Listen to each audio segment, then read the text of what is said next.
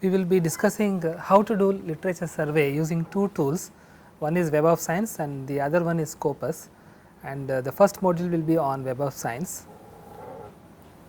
See, there is a disclaimer that we need to provide before we proceed further.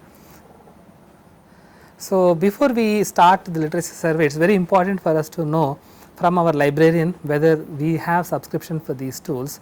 So, please do ask your librarian whether your institute has a subscription for ISI WebofScience, and if they do have, then what kind of a subscription they have. The subscription comes often in two modes, either by an IP address from where all connections will be honored for content, or through a roaming login where the username and password will be provided by the librarian. And in case the access is through IP address, then we also need to know from the institute whether we need to use a proxy, and which means that whether you have a login and password for the proxy server from your institute. So, this information must be available before you start with literature survey using this tool. The two URLs that we will require to access while we do the literature survey using WebofScience are given here, Web of Knowledge and EndNote Web, and these two URLs should be opened simultaneously in two different tabs in your browser, because we will be logging into both the portals, and we will need the information to be seen simultaneously in both the portals. And if the URLs are changed by the vendor at any point of time from now, then you need to identify the correct URLs using a web search engine, and you could do that yourself at a later point. In case you do not have access for any reason, then when you open the WebofScience portal, then this is how it looks like. This portal is going to ask you to log in, and there will be no option for you to search anything on this portal. So, when you see this kind of a screen, please note that you need to approach your librarian and ask whether you have a subscription, and if yes, then what is the methodology by which you can access that particular site. In case you do have access, then when you open this portal on your browser in your desktop, then this is how it looks like. You do have immediately a search possibility, a box that will let you type in the keywords and then a search button there. So, which means that you are ready to start your literature survey. And there is a checklist that we must clear before we proceed further. It is important for us to have a login access to both these portals.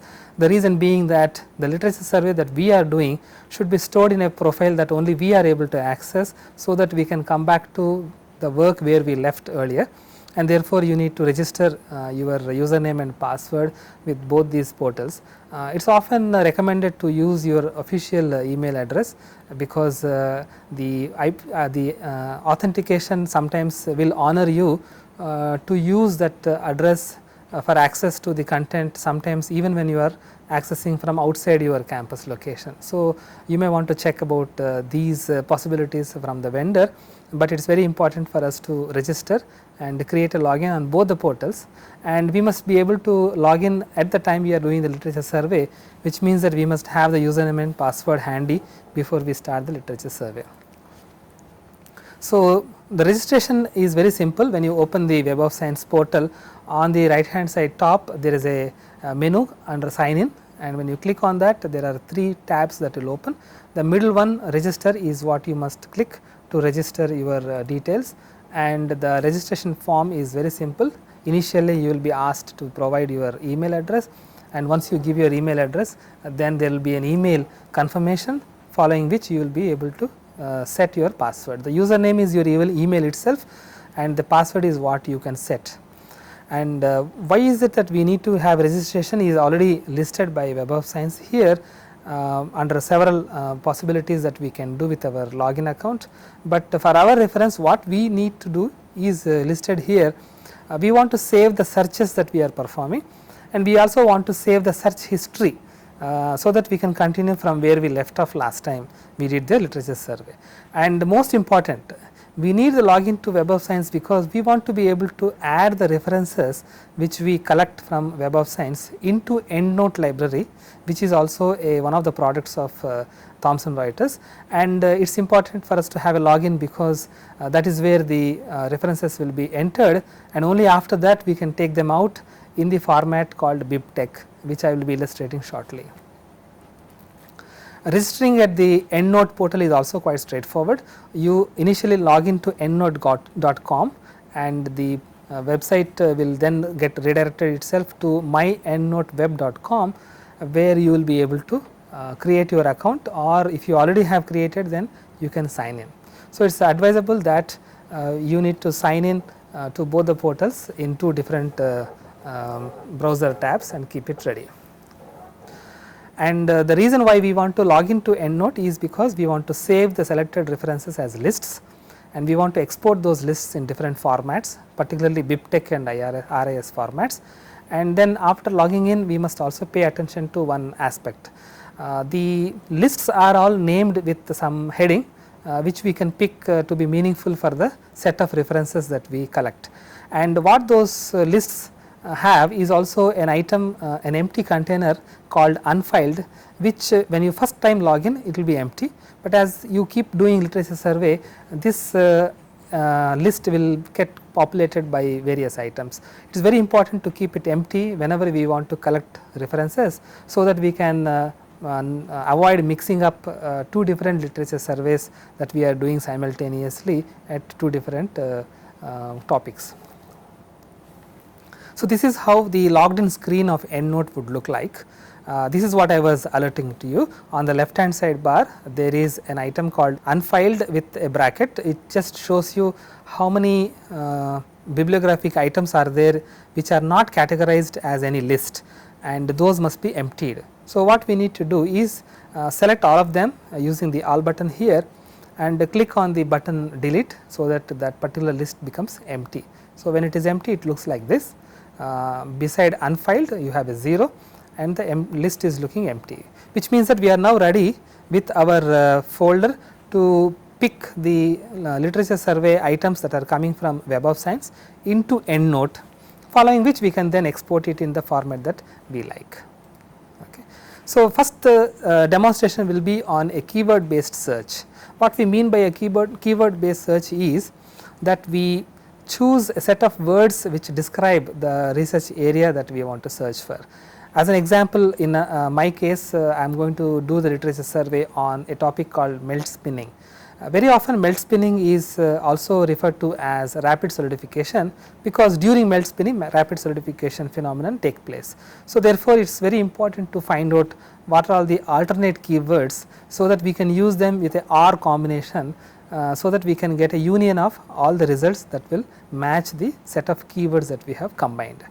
It is very important to also choose the fields. It is possible for us to choose the fields like topic, title, author, author identifiers, editor, group author, publication name, DOI link, year of publication, address, etc., so that we can search for articles pertaining to the respective field.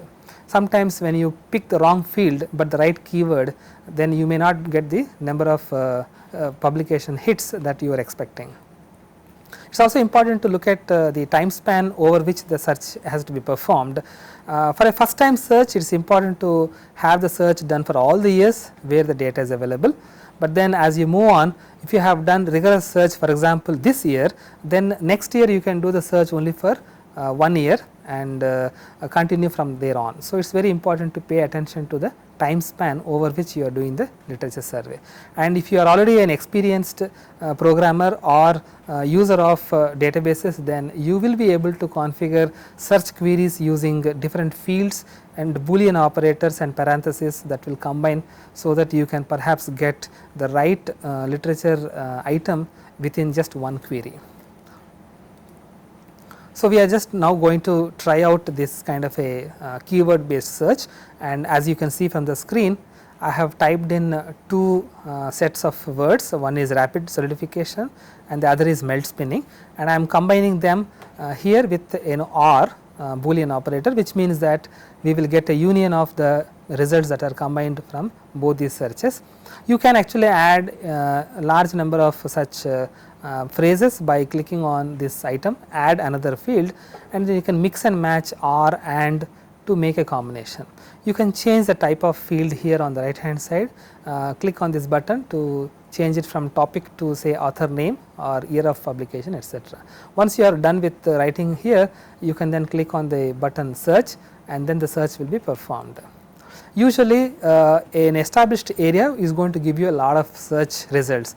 In this case, for example, melt spinning or rapid solidification being fairly established area of research in the metallurgical and materials engineering domain, you do have a large number of hits, namely about 18,000 hits. So, naturally for a beginner among the researchers, it is very difficult to go through all of these to get an overview of the subject. So, it is very important to pick only few that are very important. So, we must sort these results in a meaningful fashion, so that we can identify those results that we want to go over. So, there is a ability here by the portal here to sort by different types of fields. So, you can see that you can sort by relevance, which means that those results that are very closely matching will be picked up, and there are various other types of sorting also. So, just briefly to summarize how these different sortings are important is given here. It is very important that all the sorting types must be explored by a novice in research. Publication date starting from the newest at the top is important, because that is where you will see what is the latest publication that is coming in this area. And sorting by publication date, where the oldest is at the top, is important to see what are the early or very old publications in this area, so that you can see how this particular research area has started. And you can also sort the publications by the number of citations, and you can cite them from the highest level to the lowest level, highest being at the top. This is important because you may want to know what are the most referred publications in this area, what are the so called citation classics in this particular research area. And you can also flip this sorting by making the lowest citations, namely 0, to be on the top, because that shows you what are the least referred or ignored publications. It is not necessary that all the ignored publications are important, but then maybe sometimes there are very important and useful publications that have somehow evaded the attention of lot of researchers across the world. You can also use the search engine capabilities to see whether our peers who are also using this portal have something to convey to us. And the WebofScience portal keeps track of the number of users who have picked up a particular literature item by using the usage count. So, you can look at what happens to the usage count of a particular item in the last 6 months, and look at that number to guide you to identify the kind of publications that you want to pick up from the portal. You can also use it across the entire period over which this particular portal was running, so that you can actually see what are the publications that are picked up by most of the users on this portal. You can also pick them up by the first author name, conference title, A to Z or Z to A, and recently added articles, etc. So, there are a lot of ways by which you can sort the results that come by searching for a set of keywords, and it is important to explore all these types of sorting, so that we can pick the top few of each of these types, so that it gives us a overall picture of this particular research area. And here I am just showing you now what is the next step. What we need to do is, once we have sorted by the way that we want to sort, for each of the sorting types, we need to first pick that type, and the moment you change the type here, the page will refresh to sort the items by that particular type. And then we use these check boxes to select items that we want to pick up. Okay. And then after that, we can click on this button, add to marked list. What it does is basically like a e-shopping website, or like an electronic cart. It basically puts all these checked items into a basket, and those items will be visible in this corner under the marked list, and the number will keep going up as you perform more and more sorting and selection. And at some point of time, you may say that you have had enough of useful publications picked up, so that you can collect them onto your desktop.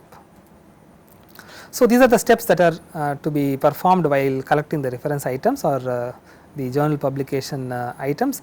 Under each method of sorting the search results, select those that you feel are important for your literature survey by checking the box against those items. Click on the button add to marked list to add those to your cart. The marked list tab then should show how many items are there in the list already, and then once you are done collecting, click on the marked list tab to proceed to the 3-step process of collecting the data. The 3-step process is illustrated in this screenshot. So, you should see this with the number of items that you have selected. In my case, I have selected only 12 items for illustration. The step 1 is to select the records among these 12. Okay, we are not selecting from the whole of search, but among these 12. So, naturally you have carefully selected 12. So, you can select all of them, and the step 2 is to select what is the content that we want to export. So, very often only the author, title, source and author identifiers will be selected, and it is very important to also select abstract, because you may want to read the abstract to identify which ones among these 12 publications require you to go through the full text of that particular article. It may not be necessary, for example, to select the time cited or usage count, because they are only of statistical importance after you have identified the important publications.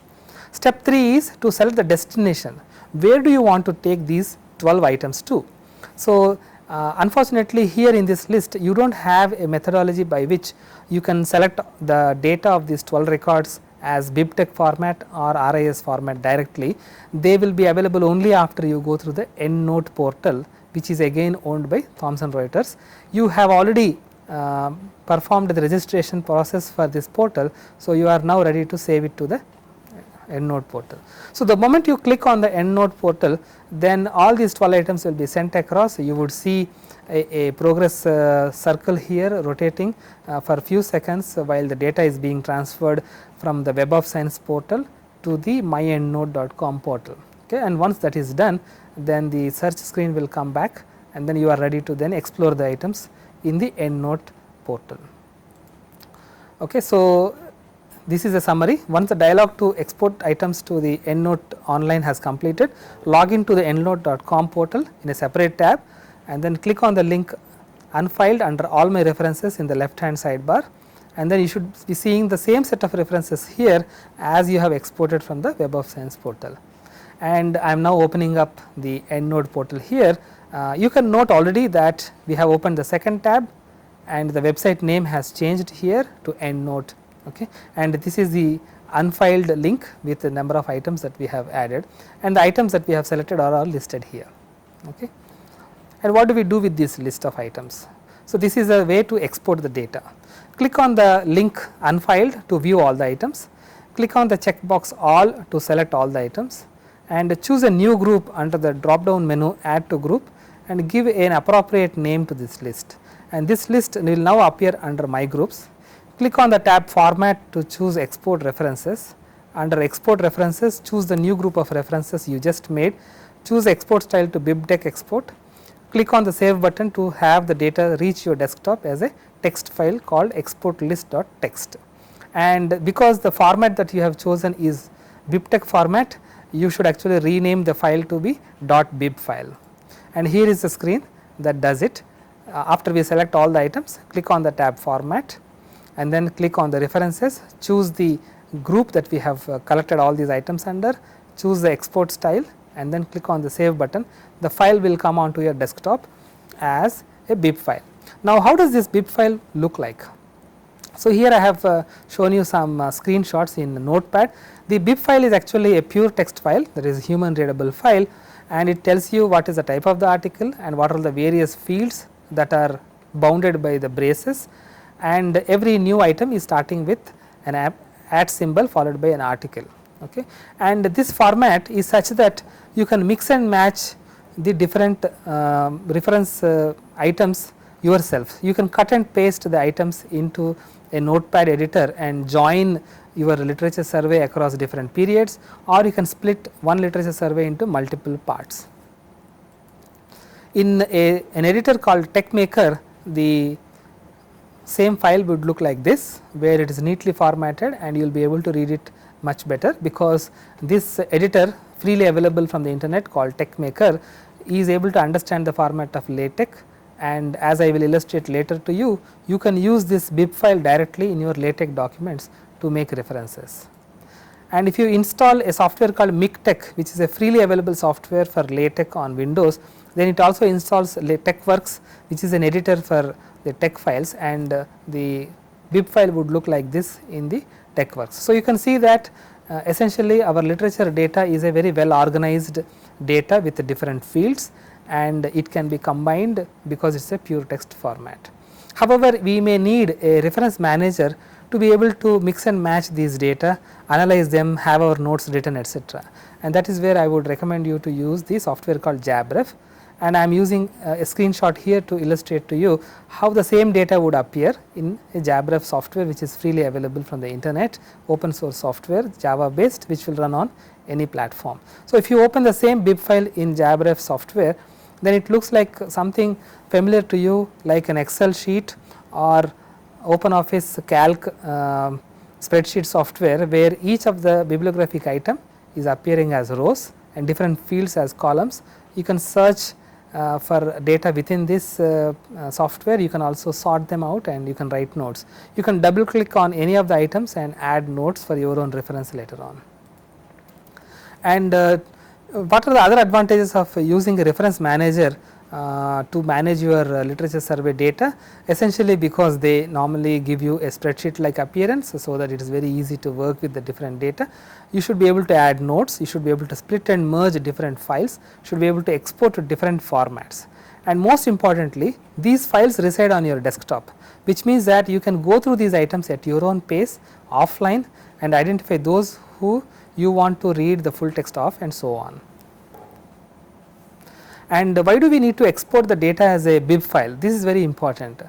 The objective of this module is to pick up the literature survey items from some citation databases such as WebofScience, and then have them help you in writing an article.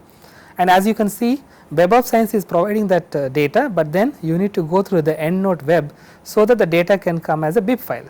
Now, once the data is available as a bib file, then you can use LaTeX directly and then make those references in your article, or you can use JabRef software to export the bib file to a XML format and then use that XML data in Microsoft Office, for example, to write your article. In other words, if you are planning to write an article or thesis and you want your literature data to come as a data file, then there is a procedure to adopt, and here I am showing you the data flow for that procedure. Thank you.